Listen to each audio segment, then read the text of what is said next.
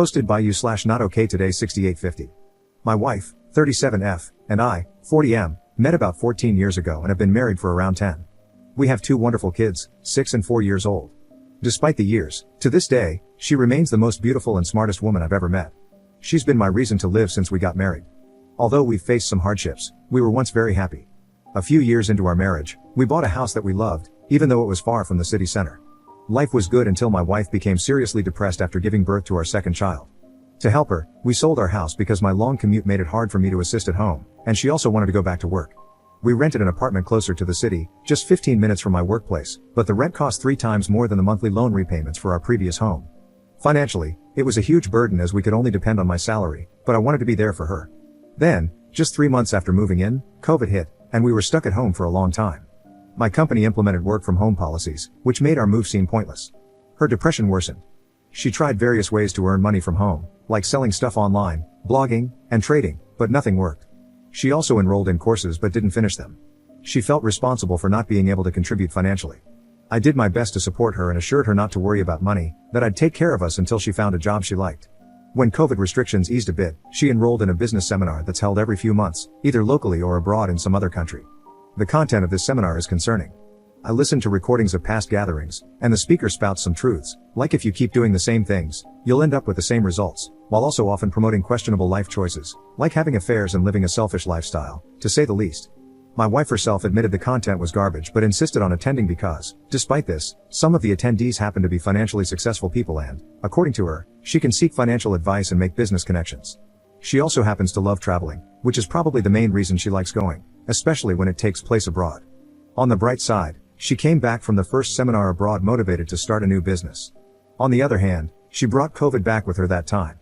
We all got sick, and with my kids still burning with fever for days, she just kept talking about wanting to go abroad for the next seminar.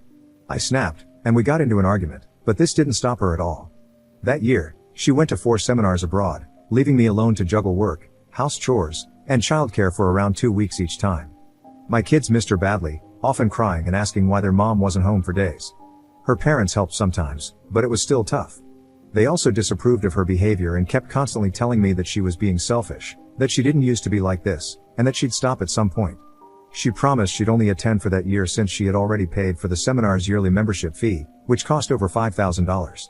The following year, she didn't go, but I could see she was constantly irritated. Despite this, after receiving financial aid from me and her parents, she focused on her business, which started to take off after some struggles, and she is not depressed anymore. She also started partially contributing towards our finances as well from this year. Early this year, she mentioned wanting to re-enroll in the seminar. Hearing that brought back all the tough memories from last time. We argued, but she enrolled anyway, promising to only attend domestic ones, which would take only 2 or 3 days at most. Nonetheless, our relationship has been strained ever since. Moreover, she broke that promise and is currently abroad at one of these seminars again, although she arranged some childcare this time. Needless to say, this has still been tough for me and the kids. Recently, she said she feels controlled by me and the kids and sometimes wishes to just leave and live alone. The reason? She loves traveling, the seminar after parties are a lot of fun, and she feels we're in her way of freely living the life she wants. That in reality, there are so many more things she'd like to do but doesn't because of me and the kids. Just to clarify, other than these seminars, I've never prevented her from doing anything she wants. Honestly, I don't even mind her going abroad at all. I know how much she loves traveling, and I'd be more than happy to take care of the house and the kids, or even go together with her. It's just mentally exhausting to be single parenting alone for days while she goes to listen to this so-called financial guru. I've been seriously depressed for months because of this. Despite everything, I still love her, but I feel our marriage is falling apart. Thoughts of ending everything once and for all have crossed my mind, but I think about our kids and try to stay strong for them. Honestly, I don't know what to do anymore. There are just so many thoughts in my head right now. Can I save my marriage? Update 1 month 2 weeks later. I just found out my wife has been cheating on me with multiple partners for the past 2 years. I'm in shock, and I really need some advice right now. My wife, 37F, and I, 40M, have been married for 10 years, and we recently celebrated our anniversary. We have 2 wonderful kids together. Since the beginning of the year, things have been off between us. She's been acting strangely, irritable, avoiding me, and we haven't been intimate much. Some days she's happy, and on other days, she's fully irritated. Sometimes she's a great mother to our kids, while at other times, she wishes they had never been born. Recently, I had to go to the urologist for a UTI, and the test suggested it might be an STD. This was a huge shock because I've never been with anyone other than my wife since we started dating. Right now, she's away at a so-called business seminar, which I talked about in a different post. She has been keeping diaries for over a decade, and out of desperation, I read them for the first time ever. It turns out she's been having multiple affair partners for the past 2 years. In particular, there was one affair that lasted over a year, and it seems part of her irritability was due to her lover moving on to someone else. I also discovered she has a hidden Tinder account and has been meeting with other men regularly. I am devastated beyond words. I feel lost and unsure of what to do, especially since we have 2 little kids who mean the world to me. I need some advice on how to handle this situation. Should I confront her immediately? Should I consult a lawyer first? How do I even begin to process this betrayal and protect my kids through all of this?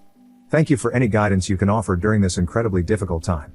Second update 1 month 1 week later. Thank you all for your invaluable advice and support.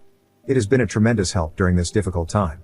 After my last post, my in-laws kindly offered to look after the kids while my wife was away at her seminar. They remain unaware of the turmoil I've been experiencing. I used this time to go through her diaries and take pictures of their contents. Each entry felt like a stab in the back, leaving me in a state of shock and disbelief. I just don't recognize the person I thought I knew and loved for over a decade anymore. To avoid going into too much detail, the revelations in the diaries would make any movie or TV series I've ever seen pale in comparison. She has been involved with at least 6 different men over the past 2 years. These affairs occurred not only during her so-called seminars but also during short business trips, dinners, and other supposed work-related events. Meanwhile, I was at home, taking care of the kids and naively believing I was supporting her career. Some entries vividly describe how great these encounters were for her, all while expressing gratitude towards me for being a devoted husband and father, without a single trace of remorse. This lack of guilt and the extent of her deception make me question her emotional and mental state. While reading through the diaries, I felt an overwhelming sense of despair and seriously contemplated sewer slide. In the end, I sought refuge with friends for a few days, as I felt I couldn't be alone, otherwise, I might have done something irreversible. They supported me a lot during this time and helped me get in contact with a therapist. I'm now attending regular therapy sessions once a week. They also helped me get in touch with lawyers specializing in divorce. I'm also receiving treatment for my STD as well. Returning home after picking up the kids from my in-laws was an emotionally devastating experience. I couldn't bring myself to smile at all. At some point, while contemplating all the possible ways I could end my life, my daughter just looked at me and saw my face. Without saying a word, she came over and wrapped her arms around me. At that moment, I broke down, held her tightly, and burst into tears in front of her. She's my sweet angel, and the shame of having considered leaving my kids to suffer under their mother's disdain was almost too much to bear. For the first few weeks after finding out, I could barely sleep and had to rely on sleeping pills just to get through the nights. My motivation was at an all-time low, affecting both my home life and my work. I forced myself to continue exercising and found that it was the only thing that actually made me feel better during this time. To whoever said in the previous post that I shouldn't give up on exercising, thank you, you may have just saved my life. The stress intensified after my wife returned from her trip. Initially, it took all my energy to hide my disgust toward her and the knowledge I had gained about her actions. I've somewhat gotten used to this now, but it remains emotionally draining. She did notice that something was off, but still seems to believe that I am entirely unaware of what has transpired. Her lack of shame is staggering. Just recently, she asked me to buy her the expensive gift I promised for our 10-year anniversary, which I made an excuse not to buy yet, despite her going on another business trip the day after our anniversary, an event described in excruciating detail in her diaries. To make matters worse, she was even arranging to meet her latest partner on the day of my birthday. Nowadays, I've started to feel a lot better, thanks to exercise and therapy. I had never been to a therapist before in my life, and honestly, I regret not going sooner. Despite my wife betraying me in the worst possible way, part of me still thought that maybe all of this was my fault. Maybe if I had done this, or if I had put more effort into that.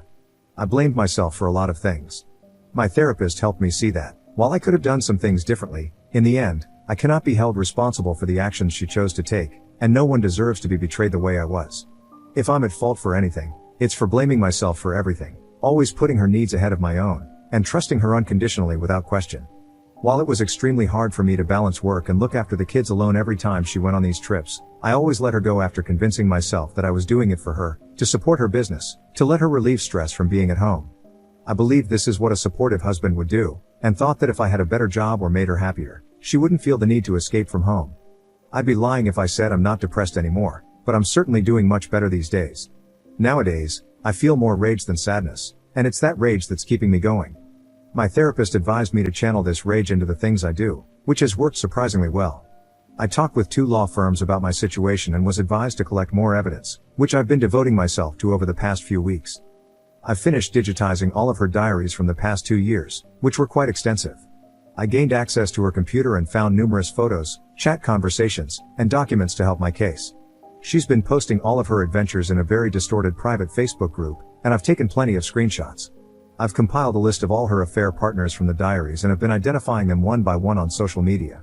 I've gathered everything I could on her current affair partners, even managing to figure out where they live and or work. Now, I'm debating whether I should confront them or not. The things I've read in these diaries are so bizarre that I thought maybe she was just writing material for some sort of twisted novel, until I found all the other evidence on her computer. Maybe I'm broken myself, but a part of me is actually enjoying the process of gathering all these pieces of evidence, cross-referencing them with her diaries, and finding everything I can about her and her lovers. Part of me wants to see her burn on social media by posting everything I've discovered, especially since her business relies heavily on it. But I'm holding back, knowing it would also affect me, the kids, and her parents, who have been nothing but kind to me since we got married. I'm also unsure whether to bring this to their attention, as it would probably devastate them. I'm planning on confronting her after consulting further with the lawyers to ensure I can gain custody of my kids. The country I live in tends to unfairly grant custody to the mother, even if she's unfit. I'll also be discussing the terms of the divorce and child support. In any case, thank you all for the advice. A few weeks ago, I was in complete despair and had no idea what to do or how to approach the situation. Now, little by little, I feel like I'm digging myself out of this hole I've been thrown into. Sorry if I don't respond to all your comments. Right now, my full attention is devoted to protecting my kids.